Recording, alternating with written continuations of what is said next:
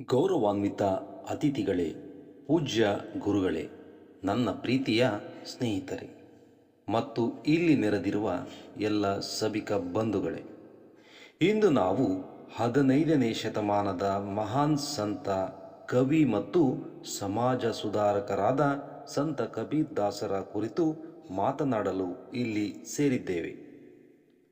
ಕಬೀರರು ಕೇವಲ ಒಬ್ಬ ವ್ಯಕ್ತಿಯಾಗಿರಲಿಲ್ಲ. ಅವರು ಒಂದು ತತ್ವ, ಒಂದು ಜೀವನ ವಿಧಾನ ಮತ್ತು ಮಾನವೀಯ ಮೌಲ್ಯಗಳ ಮೂರ್ತ ರೂಪವಾಗಿದ್ದಾರೆ. ಕಬೀರರು 1398ರಲ್ಲಿ ಕಾಶಿಯಲ್ಲಿ ಅಂದರೆ ವಾರಣಾಸಿಯಲ್ಲಿ ಜನಿಸಿದರು ಎಂದು ನಂಬಲಾಗಿದೆ. ಅವರು ನೇಕಾರ ಕುಟುಂಬದಲ್ಲಿ ಬೆಳೆದು ಔಪಚಾರಿಕ ಶಿಕ್ಷಣವನ್ನು ಪಡೆದವರಲ್ಲ. ಆದರೆ ಅವರ ಜ್ಞಾನ, ಅಂತರದೃಷ್ಟಿ ಮತ್ತು ಅನುಭಾವಿಕ ಅನುಭವಗಳು ಅವರನ್ನು ಇಂದಿಗೂ ಪ್ರಸ್ತುತವಾಗಿರುವಂತಹ ಮಹಾನ್ ದಾರ್ಶನಿಕರನ್ನಾಗಿಸಿದೆ. ಅವರು ಹಿಂದೂ ಮತ್ತು ಇಸ್ಲಾಂ ಧರ್ಮಗಳೆರಡರ ತತ್ವಗಳನ್ನು ಅಳವಡಿಸಿಕೊಂಡು ಧರ್ಮಗಳ ನಡುವಿನ ಸಾಮರಸ್ಯವನ್ನು ಸಾರಿದರು.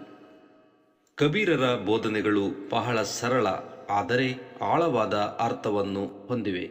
ಅವರು ತಮ್ಮ ದೋಹೆಗಳ ಅಂದರೆ 2 ಸಾಲಿನ ಕವಿತೆಗಳ ಮೂಲಕ ಸಮಾಜದಲ್ಲಿನ ಕಂದಾಚಾರಗಳು, ಮೌಢ್ಯಗಳು, ಜಾತಿ ಭೇದ ಮತ್ತು ಧಾರ್ಮಿಕ ಅಹಿಷ್ಣುತೆಯನ್ನು ತೀವ್ರವಾಗಿ ಖಂಡಿಸಿದರು. ದೇವರು ಒಬ್ಬನೇ ಎಂದು ಸಾರಿದ ಅವರು ದೇವಾಲಯಗಳಿಗೂ ಮಸೀದಿಗಳಿಗೂ ಹೋಗುವುದರಿಂದ ಮುಕ್ತಿ ಸಿಗುವುದಿಲ್ಲ, ಬದಲಾಗಿ ಶುದ್ಧ ಹೃದಯ ಮತ್ತು ಮಾನವೀಯ ಸೇವೆಯಿಂದ ಮಾತ್ರ ನಿಜವಾದ ಭಕ್ತಿ ಸಾಧ್ಯ ಎಂದು ಬೋಧಿಸಿದರು.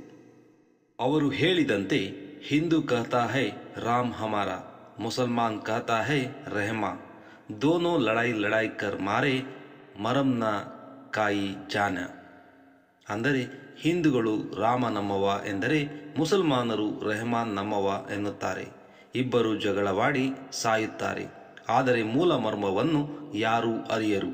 ಕಬೀರರ ಬೋಧನೆಗಳು ಎಲ್ಲ ಧರ್ಮಗಳ ಮೂಲಭೂತ ಏಕತೆಯನ್ನು ಪ್ರತಿಪಾದಿಸುತ್ತವೆ. ಪ್ರೀತಿ, ಕರುಣೆ, ಸತ್ಯ ಮತ್ತು ಸರಳ ಜೀವನವೇ ನಿಜವಾದ ಆಧ್ಯಾತ್ಮಿಕ ಮಾರ್ಗವೆಂದು ಅವರು ನಂಬಿದ್ದರು. ಯಾವುದೇ ಬಾಹ್ಯ ಆಚರಣೆಗಳಿಗಿಂತಲೂ ಆಂತರಿಕ ಶುದ್ಧತೆ ಮತ್ತು ಹೃದಯದ ಪರಿವರ್ತನೆ ಮುಖ್ಯ ಎಂದು ಅವರು ಒತ್ತಿ ಹೇಳಿದರು. ಇಂದಿನ ಜಗತ್ತಿನಲ್ಲಿ ಧಾರ್ಮಿಕ ಸಂಘರ್ಷಗಳು ಮತ್ತು ಅಹಿಷ್ಣುತೆ ಹೆಚ್ಚುತ್ತಿರುವಾಗ ಕಬೀರರ ಸಂದೇಶಗಳು ಹಿಂದೆಂದಿಗಿಂತಲೂ ಹೆಚ್ಚು ಪ್ರಸ್ತುತವಾಗಿವೆ. ಅವರ ಏಕತೆಯ ಮತ್ತು ಸಹಿಷ್ಣುತೆಯ ಬೋಧನೆಗಳು ಇಂದಿಗೂ ನಮಗೆ ದಾರಿದೀಪವಾಗಿವೆ. ಮಾನವೀಯ ಮೌಲ್ಯಗಳನ್ನು ಎತ್ತಿ ಹಿಡಿಯುವ, ಪ್ರೀತಿ ಮತ್ತು ಸಹಬಾಳ್ವೆಯನ್ನು ಉತ್ತೇಜಿಸುವ ಅವರ ಚಿಂತನೆಗಳು ಸರ್ವಕಾಲಿಕ ಸತ್ಯಗಳಾಗಿವೆ. ಕಬೀರರು ಕೇವಲ ಒಬ್ಬ ಸಂತನಾಗಿರಲಿಲ್ಲ, ಅವರು ಸಮಾಜ ಸುಧಾರಕರಾಗಿಯೂ ಮಾನವೀಯತೆಯ ಮಹಾದೂತರಾಗಿಯೂ ನಮ್ಮ ಮನಸ್ಸಿನಲ್ಲಿ ಅಚ್ಚಳಿಯದೆ ಉಳಿದಿದ್ದಾರೆ.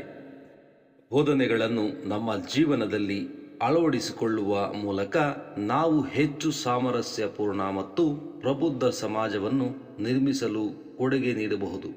ಇಷ್ಟು ಹೊತ್ತು ವೇದಿಕೆಯ ಮೇಲೆ ಮಾತನಾಡಲು ಅವಕಾಶ ಮಾಡಿಕೊಟ್ಟ ತಮ್ಮೆಲ್ಲರಿಗೂ ಧನ್ಯವಾದಗಳು.